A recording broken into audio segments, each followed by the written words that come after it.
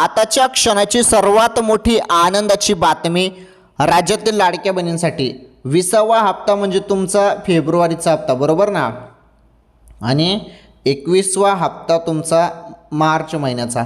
या 2 महिन्याचे एकत्र तुम्हाला हप्ते वाटप होतील असं बोललं जात आहे, बरोबर ना.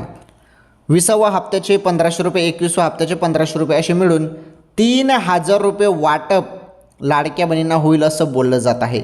खरंच होणार का?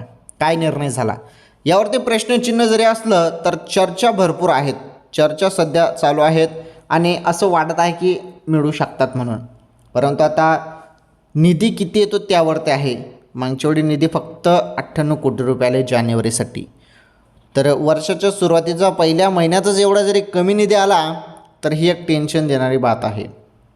परंतु बघू, निधी जरी जास्त आला 200-300 कोटी रुपयेपर्यंत तर मग चान्सेस आहेत की 2 महिन्याचे एकत्र हप्ते येऊ शकतील.